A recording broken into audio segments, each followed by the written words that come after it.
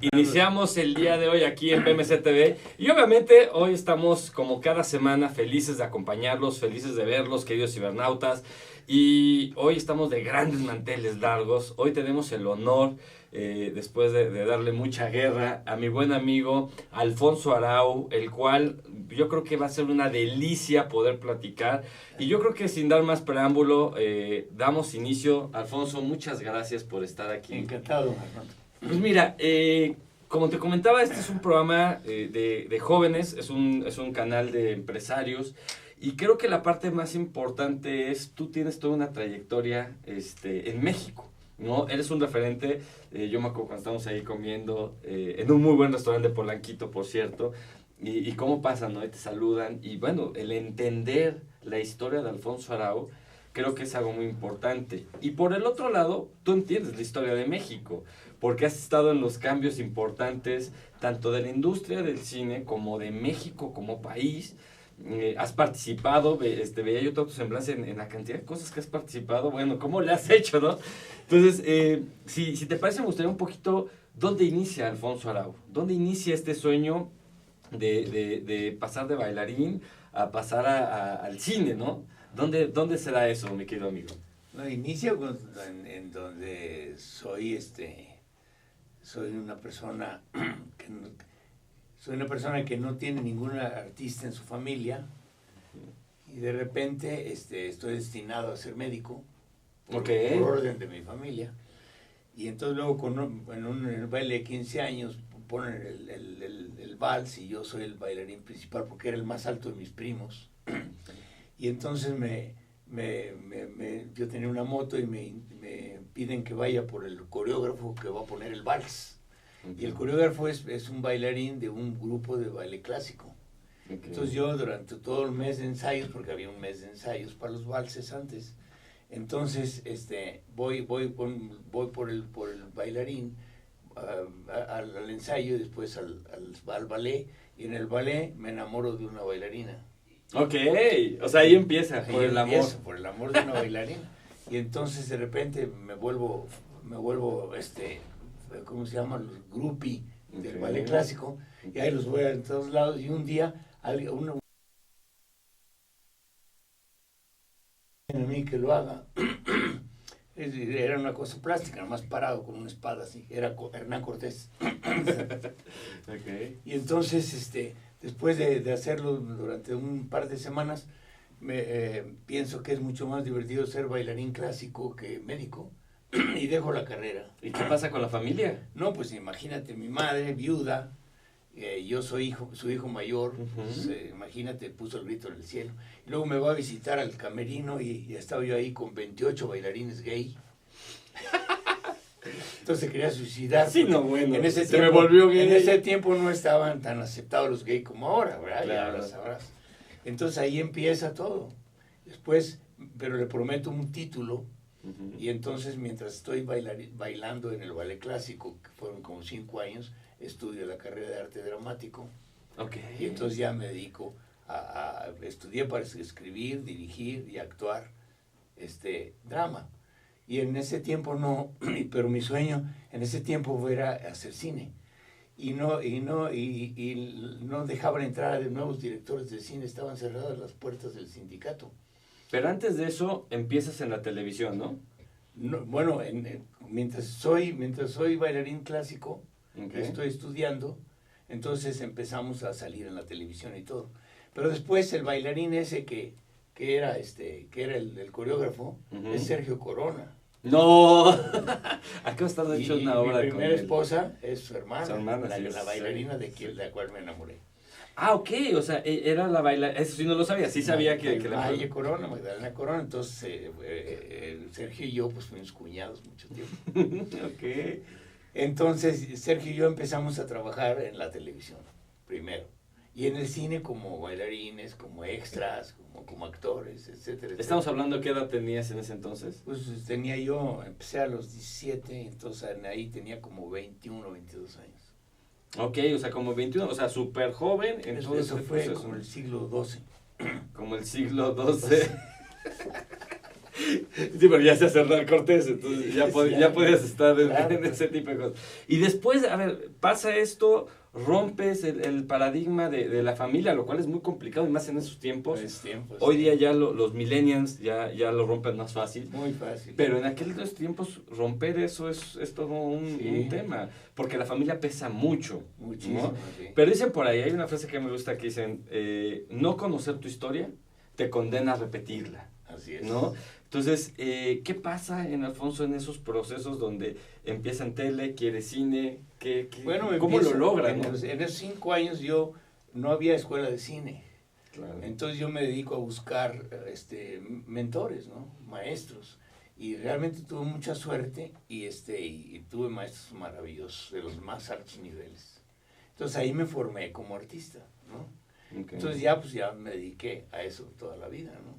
Entonces, y de ahí empieza, de ahí empiezo la televisión y todo eso. Después Sergio y yo decidimos separarnos porque a él le gustaba la tele y a mí el cine. Okay. Y entonces yo empiezo a trabajar solo. Y después me voy a Cuba, contratado para hacer un programa de televisión. Estoy en Cuba 5 años, me toca la mera revolución, de 59 a 64. No, bueno. Me toca Bahía de Cochinos, me toca la crisis de octubre, todo eso me toca. Y después de ahí ya yo sigo mi carrera y me voy a estudiar pantomima con los maestros de Marceau a Francia, a París. Okay. Entonces me gradúo allí y entonces hago mi espectáculo de pantomima, que me dirige Alejandro Jodorowsky. Sí. Y viajo muchos años como Marceau, dando conciertos de pantomima. Y entonces después de repente abren las puertas del cine, que era lo que me interesaba, y abandono el teatro, que estuve 18 años haciendo teatro. Y abandono el teatro y me vengo a hacer mi primera película, que fue El Águila Descalza. El Águila Descalza. Ajá. A ver, yo quisiera aquí hasta esa época poder hacer un pequeño, si me permite, resumen de cuál es la mayor habilidad que tiene Alfonso Arau para lograr eso, porque de venir de una familia de médicos, cambias el contexto, te vas por tu pasión.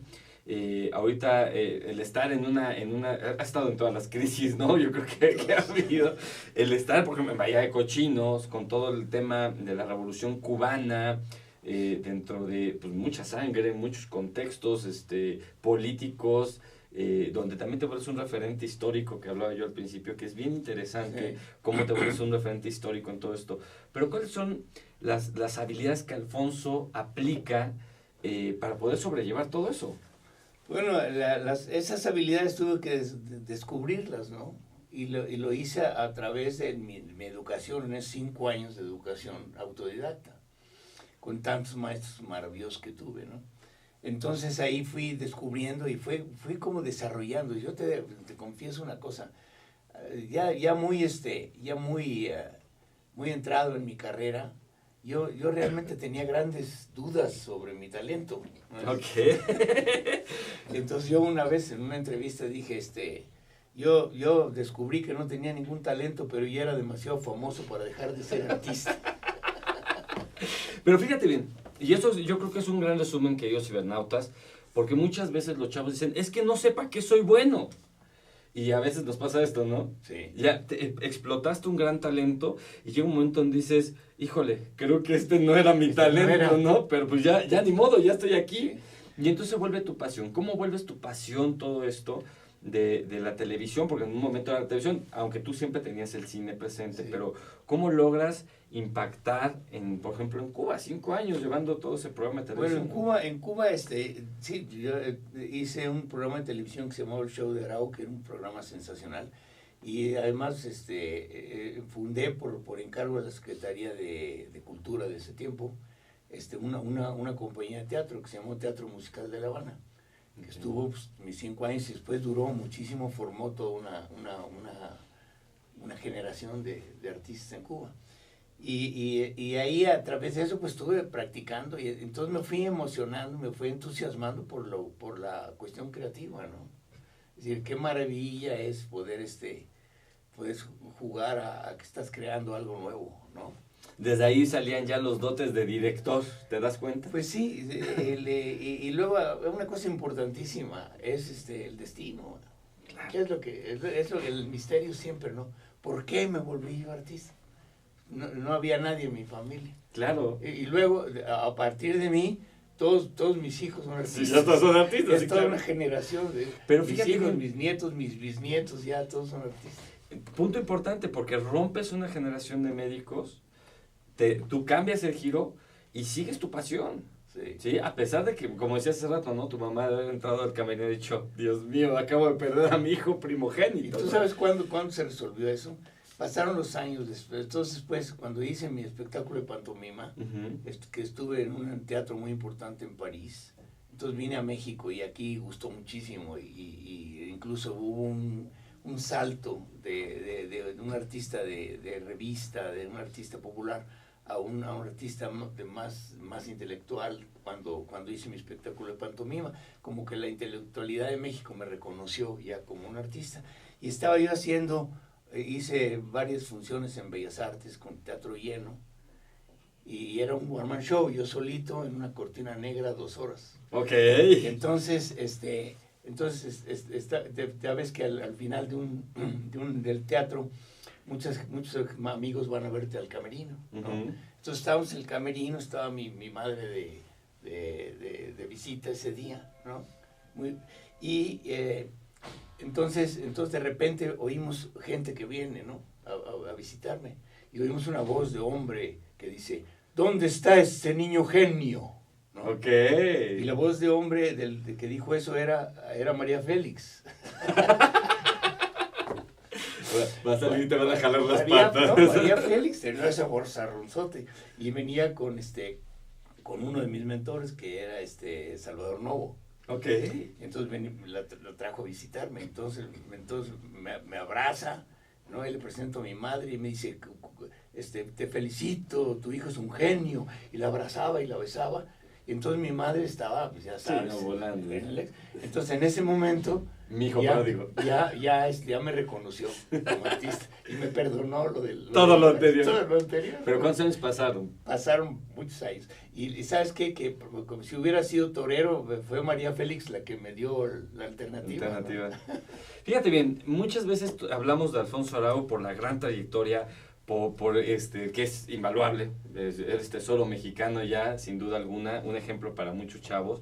Pero a mí me gustaría, cuando te conocí, pues primero la imagen, ¿no? de don Alfonso Arau, pero la parte que a mí me impactó fue esta parte humana, personal, que estás pensando siempre en los más necesitados. Cuéntame un poquito cómo se fue desarrollando eso en Alfonso. Yo creo que eso me lo dio la Revolución Cubana. Es decir, a partir porque nosotros íbamos, Sergio Corona y yo, como Corona y Arau, fuimos desde que estaba Batista en el poder, desde 1900, que fue 52, Sí, 50, claro. algo así, no, 54, 55. Entonces íbamos cada año a trabajar a la televisión cubana, éramos artistas muy famosos ahí, ¿no? Y ahí fuimos viendo cómo se fue agudizando la dictadura de Batista y cómo surgió. Vino Castro, invadió Cuba, se fue a la Sierra Maestra, fundó el partido 26 de julio, y entonces viene la revolución, y eso se dio durante nuestros viajes de un mes al año a Cuba, y cada vez, entonces me fui interesando por la cuestión humana, ¿no? Y política, ¿no? Nunca había visto yo, es decir, un día una patrulla chocó enfrente de Sergio y mío, y se abrió la cajuela y tenía 2 jóvenes asesinados en la cajuela la policía, ¿no? Entonces, Sí, claro, pues que es eran la los primera tiempos, vez ¿no? que me enfrenté yo a la violencia y a la dictadura, ¿no? Y entonces empecé a apreciar la libertad. Y de ahí nació todo. Y después, cuando nos separamos Sergio y yo en 58, en 58 fines, entonces ahí yo estaba pues, contratado como artista, ¿no? Pero ya había yo como olido todo este clima de revolución. Y entonces llegaba yo con mi esposa a Cuba, digamos en diciembre, Y el 31 de diciembre de 58 nos fuimos a recibir el año con unos amigos. Y entonces al día siguiente, como nos desvelamos, a las 11 de la mañana abrí la ventana y estaban ahí en la Habana las tropas del Che Guevara. Claro, sí, Entonces, todo ahí empezó la toma. todo, y entonces empecé como un testigo presencial de quizá los 5 años más importantes en el siglo XX para la humanidad y para este lado de para Latinoamérica. Claro. Entonces, pues sin duda eso fue lo que me fue orientando hacia tener una conciencia política. Y una conciencia social impresionante. Quiero que ahorita vamos a ir a un pequeño corte, Alfonso, y me gustaría hablar de cómo le hace Alfonso para aprender de los maestros, porque muchas veces los chavos dicen, no, es que me gustaría don Alfonso de maestro, porque quiero ser cineasta, y piensan que son inalcanzables, o piensan que pues, no son seres humanos, a veces pensamos que son de otro planeta. Entonces, ¿cómo le hiciste para poder llegar a esos maestros y aprenderles? Porque no nada más es llegar, porque puedes llegar y pararte, sino es llegar y aprenderles. Si te parece, y empezar a hablar ahora sí del actual, porque hay una anécdota que tienes que contar aquí en BMC TV, porque me encanta cuando la cuentas y cómo la revives. Regresamos en unos minutos aquí, con Manteles Largos, con Alfonso Arau en BMC TV.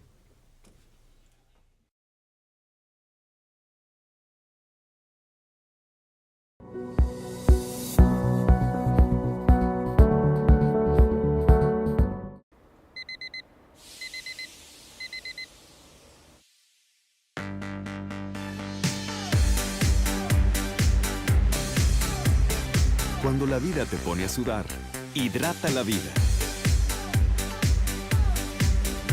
Electrolit, científicamente hidratante.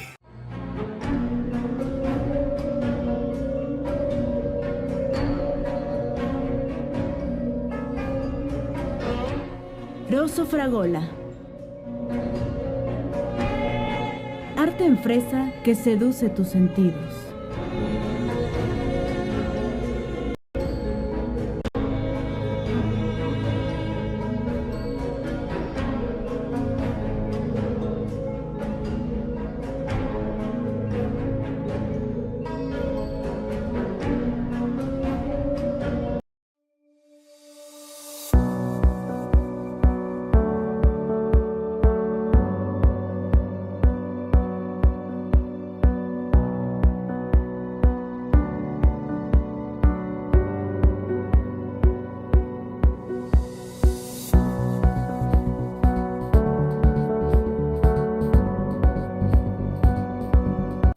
¿Y tú, conoces Astele?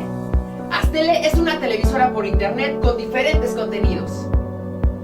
Empresariales, emprendedores, deportivo, sociales, juveniles, infantiles. Nosotros somos Astele.tv.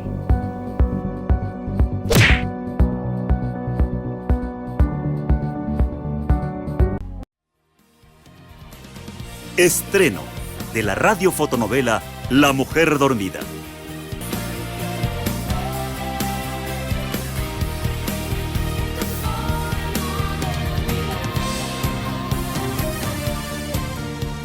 ¿Será posible que una mirada transforme tu vida?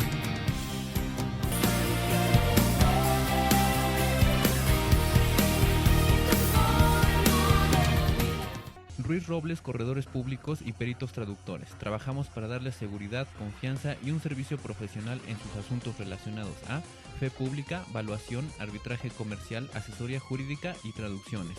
Para nosotros lo más importante es su satisfacción, brindándole además la asesoría jurídica necesaria en su negocio, con un equipo de profesionales capacitados para prevenir y resolver situaciones de riesgo en su empresa. Le aseguramos una asistencia profesional personalizada y humana a quien consideramos más importante, el cliente, porque las oportunidades pequeñas son el principio de las grandes empresas.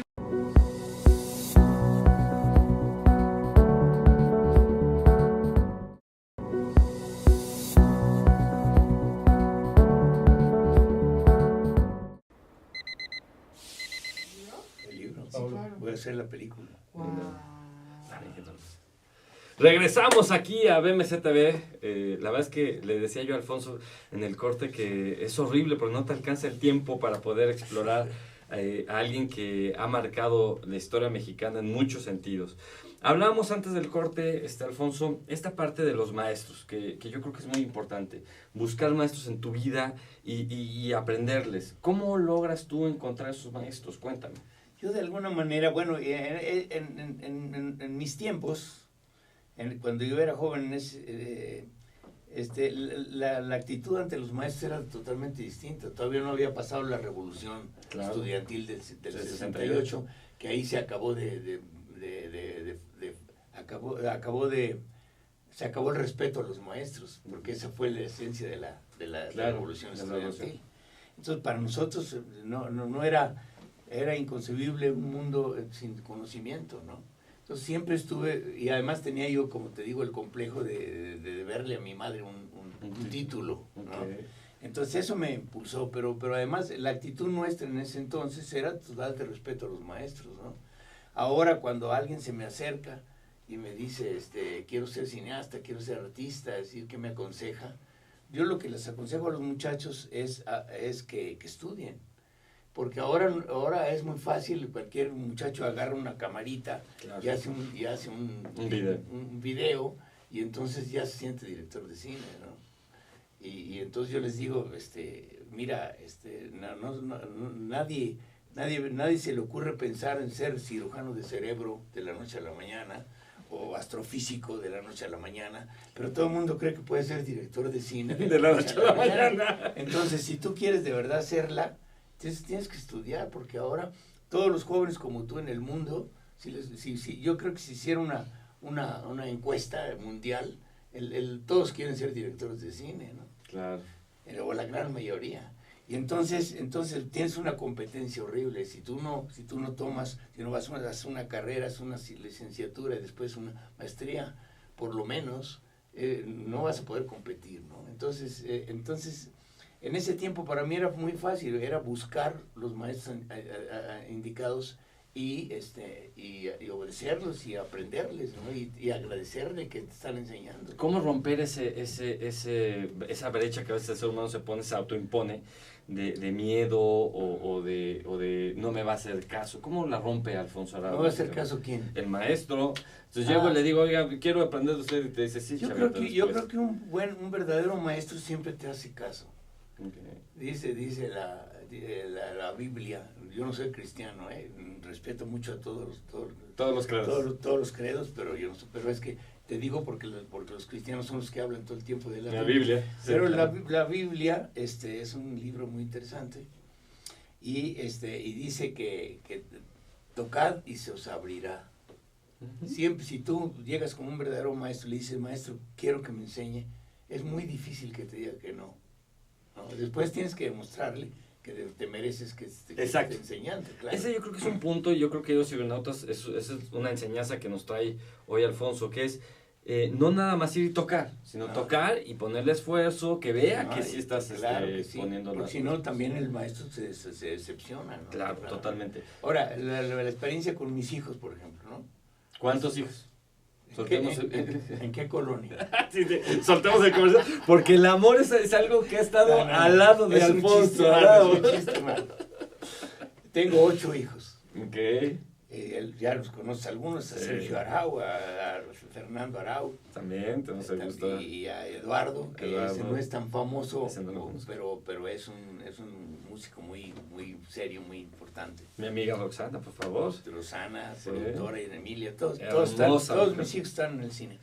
Y entonces, a mis hijos, cuando mi padre era dentista, uh-huh. y un día me dijo, cuando empecé a crecer, cuando llegué a los 13 años, me dijo, mira, yo quiero que tú seas lo que tú quieras, pero si un día se te ocurre ser como yo, dentista, dice, pues mira, con el tiempo, los conocimientos, la experiencia y la vida, te va enseñando un montón de tus pequeños trucos profesionales, que tú no le vas a dar a tus colegas competidores, ¿no? Uh-huh. Pero a tus hijos siempre se los das, ¿no?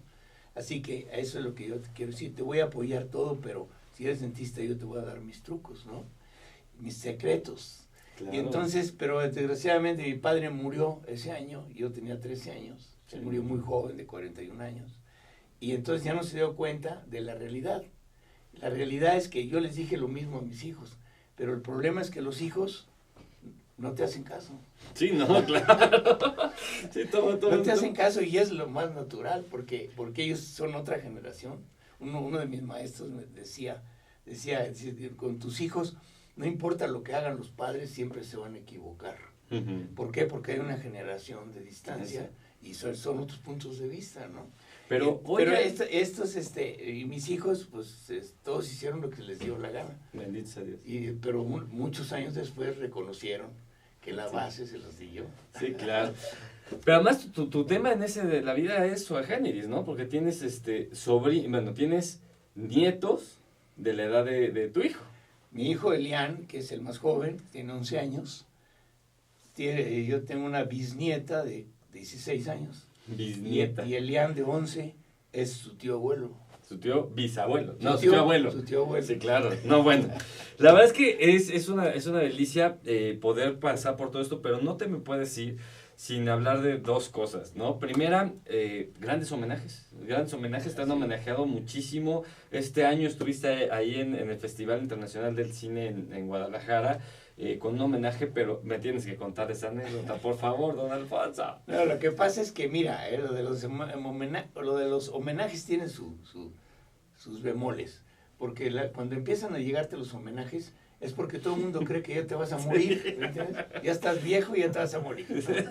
Y entonces, en el homenaje del Festival de Cine de Guadalajara este año, que me lo dedicaron a mí, y estoy muy agradecido, yo en mi discurso de aceptación, yo lo que hice fue un acto de stand-up comedy, que Ujú. era lo que éramos Corona y Arau. Éramos comediantes de que nos parábamos delante de un micrófono y decíamos chistes, ¿no? Y entonces yo dije, en lugar de hacer un discurso serio de esos solemnes, ¿no? Entonces dije, voy a hacer un número de stand-up comedy. Y entonces yo les dije, les agradezco muchísimo. Bueno, en primer lugar empecé diciendo, voy a empezar diciendo una frase que algunos políticos no pueden incluir en sus discursos. Me siento muy honrado, ¿no? Entonces, ahí empecé. Y después les dije, pues la verdad yo no estoy viejo, ¿no? Y empecé a hacer un montón de chistes de qué cosa es estar viejo, ¿no? Claro. Estar viejo, les decía, lo último es, estar viejo es cuando te dicen, qué bonitos tus zapatos de cocodrilo y andas descalzo. Sin duda alguna, la verdad es que creo que es increíble. Viene otro homenaje en Chicago, cuéntanos. El Festival Internacional de Cine de Chicago en octubre, sí, también soy el ojomeneado, o más bien el homenajeado. Hay que ver. La verdad es que no nos alcanza el tiempo para hablar de la versión de Alfonso Arau humano actualmente, y te tengo que comprometer a volvernos a ver, quizá no aquí en el estudio, como te decía, en algún homenaje o donde sea, pero la verdad es que creo que nuestro auditorio tiene que nutrirse de muchas cosas que Alfonso le puede dar. Para terminar, a mí me gustaría que nos puedas decir, bueno, teniendo grandes cosas como Agua para Chocolate, Zapata, o sea, grandes producciones. Un paseo por las nubes. Un paseo por las nubes que me encanta, la verdad es que son una gran producción. Hoy, Alfonso Arau, con toda esa experiencia, con todos sus maestros, ¿qué le puede decir a los jóvenes que nos están escuchando, jóvenes empresarios, que a veces se caen, que porque si cambió la economía, que si la crisis, y bueno, tú has pasado todas, ¿no? Y la sigues sobrellevando. ¿Qué le puede decir Alfonso Arau a todos sus auditores? Pues mire, yo voy a copiar una frase de Paulo Coelho, que es en su libro de El alquimista, que me encanta, que dice, que ese es un mensaje no solamente para los jóvenes, para todo el mundo. Si tú escuchas las señales y persigues tus sueños, el universo entero conspira en tu favor. Claro, sin duda alguna. Creo que ha sido magnífico poder ver estos queridos cibernautas. Recuerden, vuelve a caer el punto en sigan sus sueños, escucha las señales. Qué grande frase de Paulo Coelho nos acaba de regalar don Alfonso Arau. Y bueno, queda abierta esta invitación, Alfonso. Encantado. Es tu casa, la verdad, Desgraciadamente por agenda te tengo que dejar ir porque no te dejaría ir, Okay. pero es un placer. Otra vez que lo nos- hacemos y lo hacemos con mucho tiempo. Creo que vale mucho la pena. Creo que México necesita seguir Y escuchando. les felicito a todos ustedes por este programa. Muchas gracias. Ya sé que es el que tiene el mayor rating en el internet, entonces Ahí todo estamos. esto es lo nuevo. Claro, ahí estamos y qué honor que nos des esa felicitación, Alfonso. Y bueno, BMC TV tiene que continuar y continuamos con Seed and Grow, espacio totalmente dirigido para ustedes con gran aprendizaje, con Ceci que ya hoy sí nos viene a ¿cómo se dice? A engalanar con su belleza y evidentemente con mi querido Joel Cruz para que nos digan ahora de qué vamos a hablar y todos los nuevos proyectos. Alfonso, es un placer, amigo, Encantado. en serio, muchas gracias y regresamos aquí en BMC TV.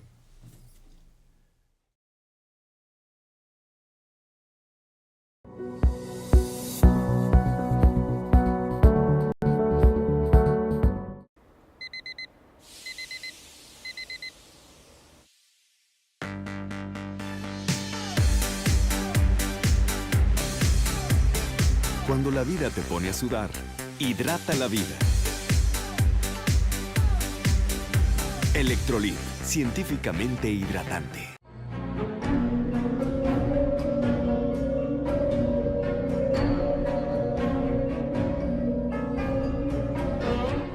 Rosso Fragola. Arte en fresa que seduce tus sentidos.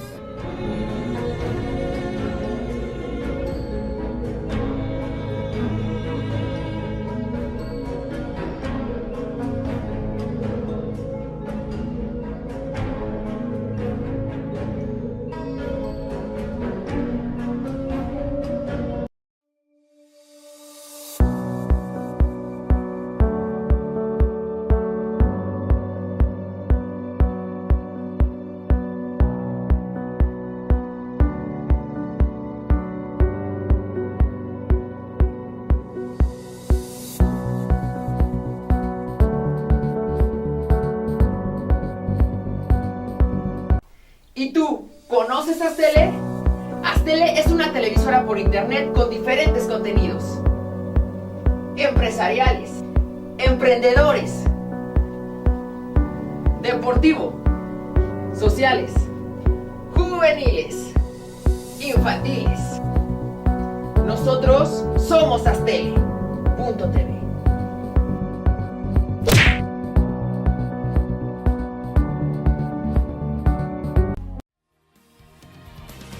Estreno de la radiofotonovela La Mujer Dormida.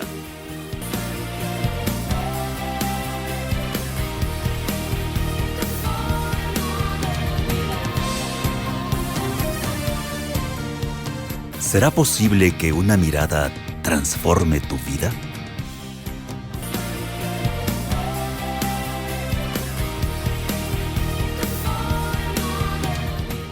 Ruiz Robles, corredores públicos y peritos traductores. Trabajamos para darles seguridad, confianza y un servicio profesional en sus asuntos relacionados a fe pública, valuación, arbitraje comercial, asesoría jurídica y traducciones. Para nosotros lo más importante es su satisfacción, brindándole además la asesoría jurídica necesaria en su negocio, con un equipo de profesionales capacitados para prevenir y resolver situaciones de riesgo en su empresa. Le aseguramos una asistencia profesional personalizada y humana a quien consideramos más importante, el cliente, porque las oportunidades pequeñas son el principio de las grandes empresas.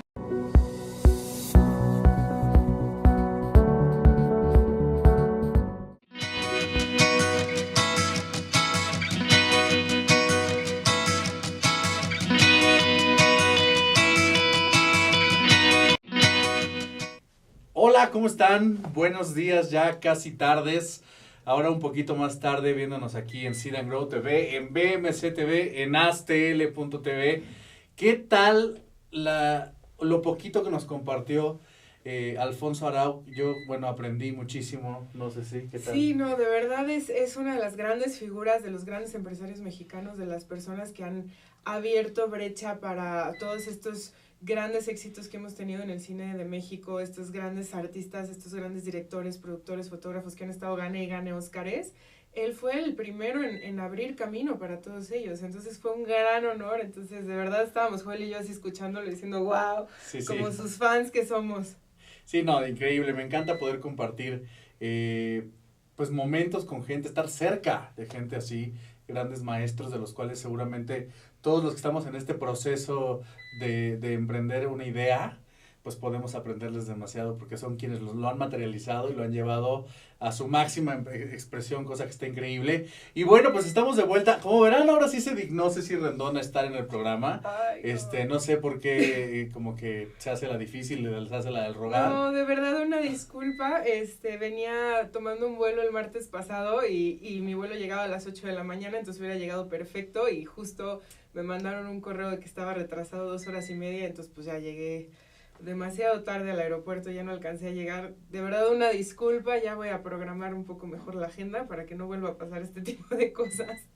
Pero bueno, ya estamos aquí, que eso es lo importante, y la verdad estamos muy contentos porque el tema que queremos tocar hoy es un tema que es la base literal de todo. Y es el tema de las creencias. No sé si habéis escuchado hablar de este tema de las creencias o esta palabrita de creencias. ¿Qué entendemos por la palabra creencias? Pues justamente es eso en lo que crees, ¿no? Ahora, no necesariamente quiero hablar de un tinte religioso o de un tinte filosófico, sino simplemente vámonos a lo más como profundo de nuestro ser. Es decir, quiero ahorita, Ceci nos explicará un poquito todo el proceso interno de las creencias, pero yo nada más quiero como explicarte el por qué decidimos hablar de esto. Al final, todos estamos buscando un resultado, ¿estás de acuerdo? Tú quieres emprender o estás emprendiendo o estás en tu empresa o estás estudiando o no sé qué estés emprendiendo en este momento en tu vida, porque el estudiar estás emprendiendo una carrera, estás haciendo algo. Y seguramente lo estás haciendo porque estás buscando un resultado. Yo siempre, cuando estoy dando talleres en muchas de las empresas con las que estamos, siempre les digo, si yo te pregunto a cada uno de ustedes qué quieres, cada uno de ustedes me va a dar respuestas muy diferentes. Pero estás buscando algo que es crecer, que es mejorar tu calidad de vida, que es cumplir sueños y que ese es un resultado materializado en este plano material. Es decir, si yo digo quiero un celular, ¿no? El resultado es quiero un teléfono celular nuevo. Ok, ese es el resultado que estoy buscando. Ahora, cuando hablamos de un proceso de manifestación, es decir, ¿cómo hago para que esto se manifieste o para que esto se materialice en mi vida, en mi realidad? Hay todo un proceso. Entonces, ¿qué es lo que nos dan los resultados? Las acciones. Es decir, ¿cuál es la acción que tuve que hacer para tener este teléfono? Comprarlo, ¿no? Se escucha muy tonto, pero ¿qué es lo que me hizo tener este teléfono? Fui y lo compré. Esa fue la acción. Ajá. Pero antes de esa acción hay algo que nos hace accionar, que nos hace realizar eso. Es decir, no es suficiente. Si tú quieres, dice Albert Einstein, ¿no? Que locura es querer resultados diferentes, haciendo las mismas cosas, ¿no? Eso es lo que él define como locura. Hacer lo mismo esperando resultados diferentes. Entonces, eso nos diría que si tú cambias las acciones, cambian los resultados. Y sí, es así. Si yo hubiera decidido no comprarlo, pues el resultado sería diferente. No tendría este teléfono. Sin embargo, cuando tú quieres cambiar un hábito o mejorar en algo, o tener más dinero, o tener una mejor calidad de vida, o tener una mejor casa, o tener una empresa más grande, pues tú dices, ok, hay que hacer cosas diferentes. Pero el tema de no hacer cosas diferentes, el tema de hacer cosas diferentes es que a veces no es duradero. Es como la gente que quiere dejar de fumar y deja de fumar una semana y a la semana regresa. ¿Por qué? Porque antes de las acciones hay algo, las emociones.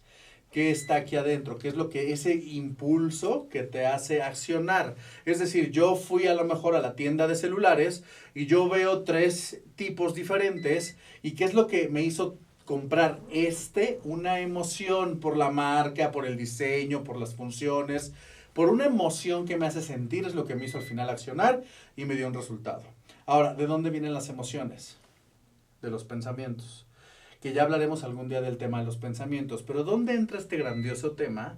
Pues justamente, ok, Joel, va. Entonces, si quiero resultados diferentes, tengo que pensar diferente. Ya lo entendí. Ah, qué padre. Pero y luego, ok, va, sí. Ya, piense diferente, pero tú no piensas cómo pensar, ¿sí me entiendes? Tú no dices, quiero pensar diferente, entonces voy a pensar que quiero pensar diferente. No, ¿verdad? Tú simplemente piensas. Y es ahí donde entran las creencias, no sé si. Así es, pero antes de todas las creencias, hay que entender un poquito cómo funciona el cerebro y cómo funciona este proceso de pensamiento, de dónde viene. Entonces, lo más importante es empezar por ahí. Toda esta información no me la inventé, no soy médico ni mucho menos, pero viene de a muchísimos documentales, muchísimos médicos. ¿Cómo funciona? Mira, nosotros evolucionamos a partir de, pues ya sabes, ¿no? Todo este proceso de evolución de una célula, un animal, etcétera. Y en el cerebro más antiguo, que es el cerebro reptiliano, se van guardando instintos y se van guardando miedos. ¿Qué quiere decir esto? Tu cerebro está diseñado para hacerte sobrevivir. Está diseñado para que tú sobrevivas. No está diseñado para que tengas más dinero, para que seas feliz, para que te enamores. Simple y sencillamente tu cerebro lo único que va a hacer es que tú sobrevivas en este mundo. ¿Cómo te va a hacer sobrevivir? ¿A qué voy con esto? Nosotros todos los seres humanos tenemos lo que son los sentidos. ¿A qué voy? Tú ves cosas, hueles cosas, sientes cosas con las manos, escuchas cosas, que todos esos impulsos que estamos captando constantemente, entran directamente aquí a la base de tu cerebro y se pasan a tu sistema nervioso. ¿Qué quiere decir esto? Que si tú ibas por la selva caminando y olías a la distancia, no sé, un león, un dinosaurio, un tigre dientes de sable, no se iba a esperar tu cerebro a que tú te sentaras a pensar, híjole, tal vez hay algo por ahí que puede comerme. Simple y sencillamente el cerebro iba a mandar un impulso y te iba a hacer correr. Así funciona. Entonces no lo piensas y esos son los famosos instintos. Si tú hoy, lo puedes hacer muy fácilmente, si tú hoy, no sé, yo tengo gatos en mi casa, me fascinan los gatos, pero desde chiquititos tienen el instinto de cazar y si hay un bicho por ahí y ve el gato, tiene el instinto de salir corriendo. Entonces, entre que se cazan y se comen y ahí caza bichos el gato y pájaros o ardillas, al final instintivamente sabes cuándo huir o cuándo cazar. ¿Qué pasa en el mundo de ahora? Cuando tú naces ya vienes con una serie de instintos, digamos, programados. Pero durante todo el tiempo, la sociedad, tus experiencias, tu familia, sobre todo tus padres, te van enseñando qué es bueno y qué es malo en el sentido de qué te puede ayudar o no a sobrevivir. ¿A qué voy con esto? Yo creo que todos tuvimos la experiencia de chiquitos que ibas caminando en la calle de la mano de tu mamá. ¿Qué ibas a hacer cuando tenías 2, 3 años y querías cruzar la calle? Pues tú querías cruzar la calle. ¿Qué hacía tu mamá? A todos nos pegaron un jalón así de ¡no! Voltea para los dos lados porque te van a atropellar y los coches. ¿Qué pasa? Hoy ni siquiera estás pensando. Tú puedes estar en el celular y no pensarlo y llegas a una banqueta y ¿qué haces instintivamente? ¿Te ha pasado? Volteas para los dos lados. ¿Por qué? Porque eso es un instinto que ya nos programamos. ¿Qué tiene que ver con todo esto? Que todas estas creencias, lo que decía Joel, tú no estás pensando, híjole, tengo que cruzar la calle, mi mamá me dio un jalón y me asustó. Simplemente sabes que hay que voltear, no necesariamente lo entiendes. Ahora, hablando de los resultados, por ejemplo, poniendo el ejemplo del celular, porque hay gente que tal vez no tiene un celular bonito. ¿No te ha pasado que hay personas que de verdad siempre traen la pantalla del celular estrellado o traen el celular viejo, roto? Y tú dices, oye, ¿por qué no? Tú no sabes, tal vez esa persona en el kinder traía una mochila bonita o unos tenis bonitos y algún niño ahí se lo robó o lo golpeó y le dijo, quiero tu mochila. Y entonces él identifica que, híjole, si traigo cosas bonitas, me van a robar o me van a asaltar o me van a hacer daño. Entonces, esa es una creencia que él no entiende. Y por el resto de su vida, siempre que alguien, o que él compra o que alguien le regala algo bonito, inconscientemente su cerebro va a estar tratando de hacerlo sobrevivir. ¿Cómo? Rompiendo la pantalla del celular, que las cosas se vean viejas. ¿Les ha pasado a estas personas que siempre traen o la ropa manchada o el coche chocado? Cosas así. Eso es como un simple ejemplo. Entonces, oye, pues yo quiero tener un celular nuevo, bonito. Pero si tú no identificas estas creencias y este proceso, tu cerebro al final lo único que está haciendo es tratarte de hacer sobrevivir. Entonces, todo este rollo de las creencias, ¿a qué viene? Que si tú hoy volteas a ver tu cuenta de banco, la facturación de tu negocio, tus resultados, hablando específicamente de, por ejemplo, de tu negocio, del dinero que tienes, o tal vez de la pareja que tienes, o el tipo de familia que tienes, viene de todo este proceso y de todo lo que has aprendido instintivamente y de todo lo que pues te han enseñado que es el tema de sobrevivir. Y ahí le puedes rascar años a creencias y te puedes meter a psicoterapia o te puedes de verdad simplemente hacer un proceso consciente de entender de dónde vienen tus resultados. Y el hecho de hacerlos conscientes ya te da un brinco enorme. Es tremendo lo que acaba de decir. Si te das cuenta, o sea, imagínate. Tú puedes decir, bueno, ¿eso qué tiene que ver con mi negocio? A ver, ¿conoces a alguien, no sé si te ha pasado, o al primo de un amigo que dice, oye, yo de verdad le echo ganas, de verdad trabajo, de verdad le dedico 10, 12, 15 horas en el negocio. Es más, soy el primero en abrir, el último en cerrar, trabajo los domingos y no se refleja en mi cartera o no se reflejan los resultados? Muchas veces es porque justo como acaba de decirse, si nosotros lo bloqueamos. ¿Cómo? Por medio de creencias. Ahorita que decía esta persona, la descuidada, que le gusta, que trae las cosas rotas o el coche chocado, no le gusta, o sea, conscientemente dice, no me gusta traer el teléfono roto o el coche chocado o mi ropa manchada, o sea, conscientemente dice, no sé por qué me pasa, no sé por qué siempre o me pegan o se me ensucia o me tiran el café a mí, o sea, y no les gusta. Es que al final tus creencias atraen todos esos resultados, generas esos resultados de manera inconsciente o subconsciente, es decir, no lo estás pensando, no es que tú lo estés generando. Y eso hace que mucha gente, por ejemplo, le tenga miedo. ¿Has escuchado hablar de este famoso miedo al éxito? Ahora, este miedo al éxito a veces es, tomando el ejemplo que dijo Ceci, tal vez yo siempre era el de las mejores calificaciones en la escuela, el que siempre hacía todo bien, el que reconocían en todos lados, y eso hacía que la gente se alejara de mí, ¿no? Que mis amigos me dejaran de hablar, que me criticaran, que se burlaran, ¿no? El ñoño, el matado, el consentido, Y eso, al final, debes de entender algo, las creencias no son buenas o malas, simplemente son estrategias que tu cerebro utiliza para defender dos cosas, tu integridad física, es decir, sobrevivir, y tu autoestima. Entonces, a lo mejor te ha ayudado para sobrevivir el tema de sacar buenas calificaciones y eso, pero por otro lado está también tu autoestima, y si tu autoestima se ve dañada y tu cerebro inconsciente asocia el éxito con un daño a tu autoestima porque se burlan de ti, porque te insultan, porque te rechazan, porque eso has vivido, ¿qué va a pasar cuando crezcas? Que inconscientemente el éxito lo vas a mantener alejado. ¿Por qué? Porque tu cerebro lo entiende como, entonces voy a perder a mis amigos o voy a alejar a la gente que quiero. Si yo tengo éxito, voy a ser diferente a la gente que me rodea y entonces los voy a perder o los voy a alejar. Si me ven con el coche fulano, me van a dejar de hablar los de mi colonia, o si me cambio de casa, voy a alejar a mi familia. Entonces, inconscientemente, las creencias generan esos resultados que muchas veces nos tienen limitados, ¿no? Claro, de hecho así funciona. Por ejemplo, nosotros trabajamos mucho con chavos que son emprendedores, que son muy jóvenes, ¿no? Y una de las primeras metas que siempre nos dicen es, me quiero independizar, quiero irme a vivir solo, quiero tener mi depa, quiero tener mi coche. Entonces le digo, ay, padrísimo, es increíble. Pero, por ejemplo, algunos casos, ¿no? De que tal vez su mamá está sola.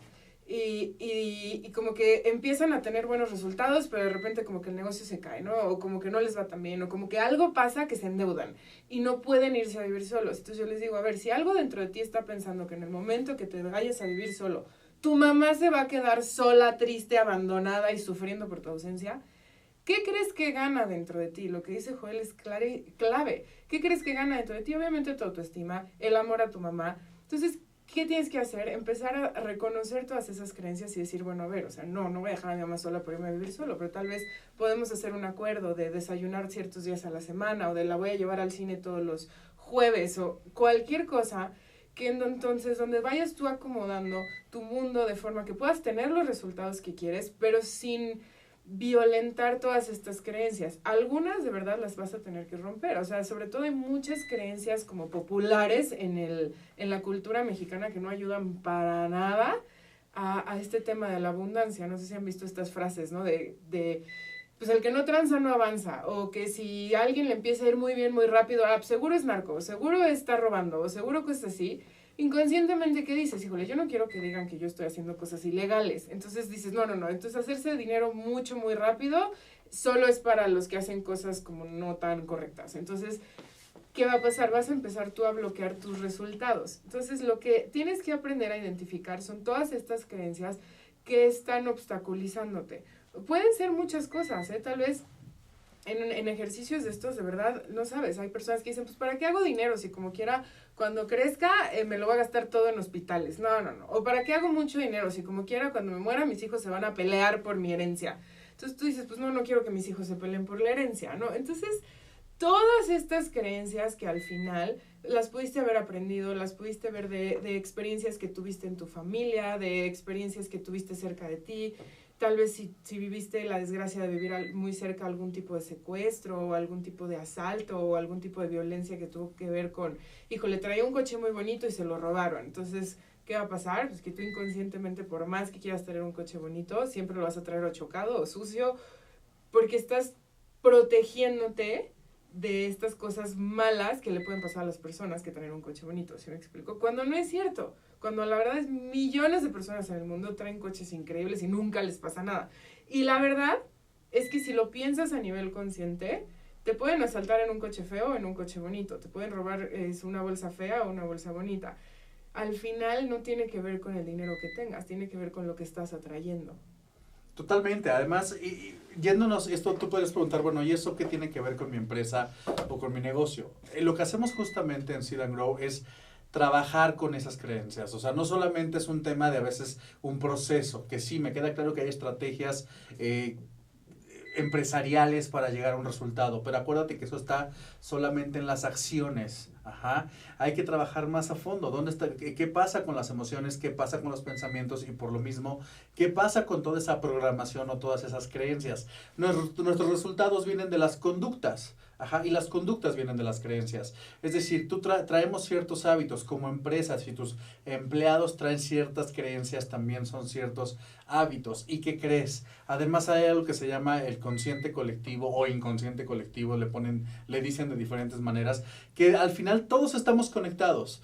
Y cuando tú los metes en un mismo lugar, parece que hasta se conocen, parece que hasta fueron criados igual, parece que fueron cortados con la misma tijera, porque parece que se asumen las mismas creencias. Y eso es porque al final también la gente con la cual te rodeas, estás materializándola a partir de tu sistema de creencias. Entonces, el secreto de los grandes millonarios o de los grandes exitosos deportistas, los grandes líderes mundiales, es que trabajaron acá con sus creencias. Hay nuestro gran coach que se llama Tony Robbins, que de verdad si tienes oportunidad de buscar contenidos de él, hazlo si puedes tomar sus entrenamientos.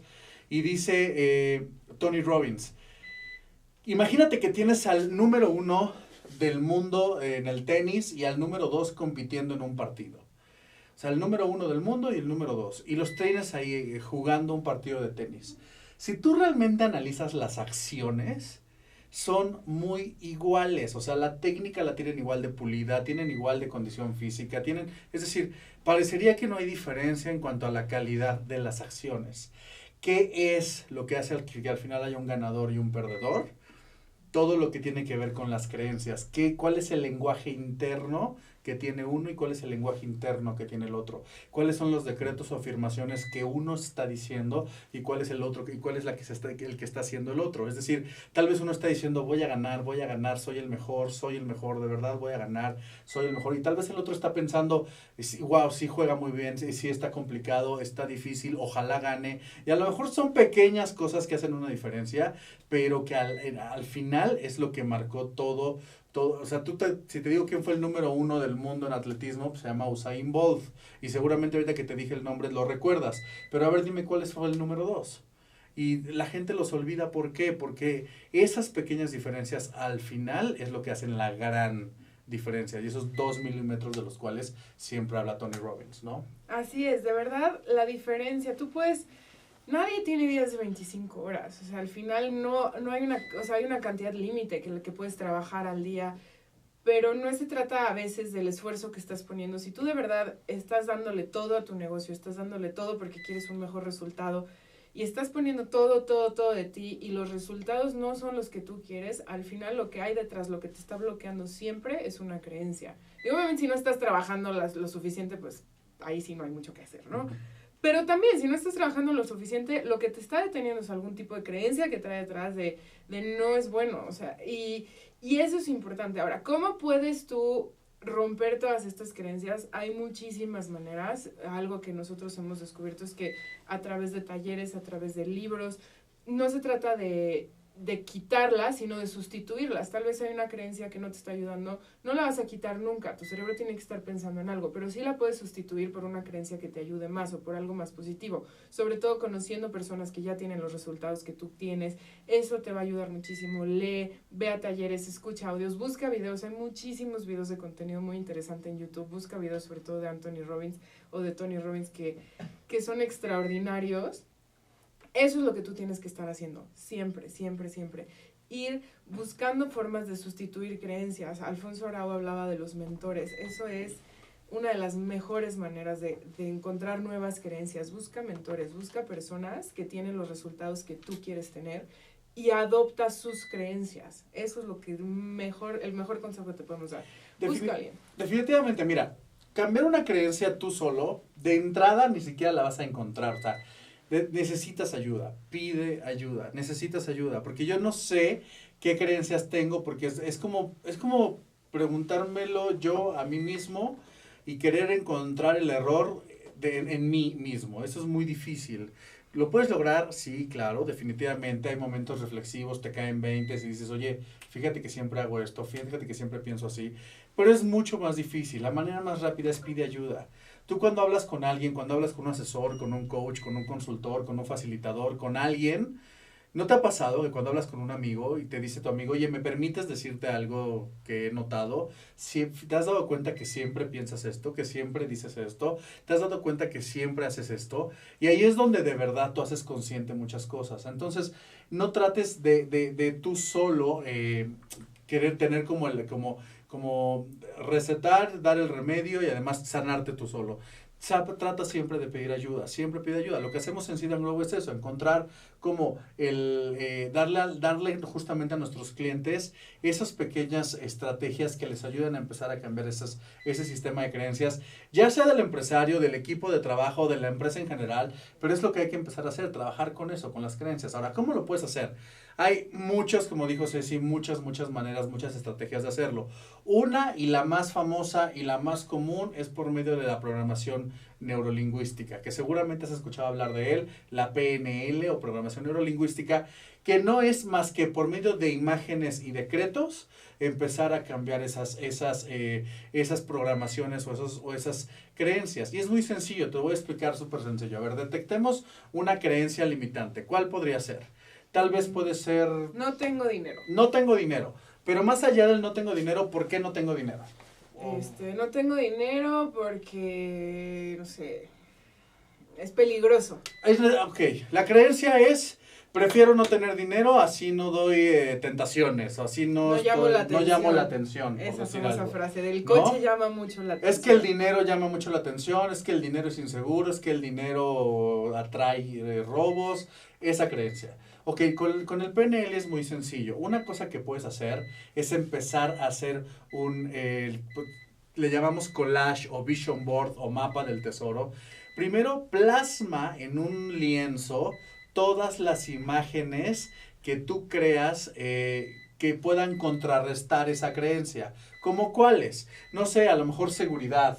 A lo mejor libertad, a lo mejor te ves manejando ves una imagen de alguien en un coche de último modelo, deportivo, marca premium, feliz con su familia, divirtiendo. Es decir, empieza a bombardear a tu cerebro de imágenes que contrarresten esa creencia, ¿ok? Quiero poner la palabra seguridad, quiero poner la frase, es seguro tener dinero. Y de verdad ponla en tu espejo, en el de tu baño, en el de tu tocador, ese que ves diario. Ponlo ahí, es seguro tener dinero, es seguro ser rico, es seguro ser millonario. Imágenes que te ayuden a eso, ¿ok? Pero al final es empezar a hacer esas cosas que te ayuden a contrarrestar. Y la otra son los decretos, justamente como ese. Es seguro tener dinero, o es seguro ganar dinero, o es seguro ser rico. ¿Por qué? Porque eso lo que hace es estar... empezando a reprogramar, a contrarrestar, a mover esa balanza de tus creencias viejas o tus creencias limitantes por tu creencias, por creencias empoderantes o creencias diferentes, no sé si. Así es, de verdad eso de la programación neurolingüística o PNL es una de las formas más sencillas. Yo de verdad cuando traigo, con todos los que me conocen pueden agarrar la pantalla de mi celular, cuando traigo algún problema específico en mi vida digo, a ver, ¿qué me está pasando? Y digo, y escribo la frase como al contrario. Y de verdad, y como lo estoy viendo en mi celular todo el tiempo, es como, por ejemplo, una creencia también como complicada es, que dicen sangre, sudor y lágrimas, ¿no? O hay que trabajar, o hay que partirse el lomo. Yo traigo la frase de, es fácil hacer dinero. Y es fácil hacer dinero. Y de verdad la gente que me conoce siempre se ríe de mí porque me dice, bueno, ¿y tú qué? ¿Te cae del cielo? Pues no, pero al final trato de siempre estar como con esta creencia de que es fácil hacer dinero, de que es fácil tener buenos resultados. Entonces, porque puedes creer que es fácil o puedes creer que es difícil, ¿eh? Al final, cualquiera de las dos es válida o es cierta, pero depende de ti completamente cómo quieras creerlo. Entonces, pues yo prefiero creer que es fácil. Entonces, cuando las cosas se me ponen un poco complicadas, que de verdad los últimos mesecitos he estado batallándole, de verdad tengo en mi celular así, es fácil hacer dinero, es fácil hacer dinero. Entonces lo estoy pensando todo el tiempo. Cada vez que ves la pantalla del celular, dices, es fácil hacer dinero. Es fácil hacer dinero, ¿no? Y así puedes ver todas las creencias que quieras, las puedes ir cambiando. Y ya cuando empiezas a ver que los resultados se materializan, es cuando puedes empezar a buscar otras cosas. ¿Hasta cuándo sabes que una creencia ya cambió? Cuando tus resultados cambian. Y hay algo importante, la gente a veces dice, eso de PNL, la programación neurolingüística, son choros motivacionales que no sirven de nada, ¿no? Hay mucha gente que dice, es que yo ya lo probé y no es cierto, no sirve. A ver, aguas, primero necesito que entiendas esto. Una creencia, con ella tal vez has vivido muchos años y te vamos a explicar cómo poder de verdad hacer que estas estrategias funcionen, pero regresando del corte les decimos cómo. Así que por favor no se muevan y regresamos a Seed and Grow TV.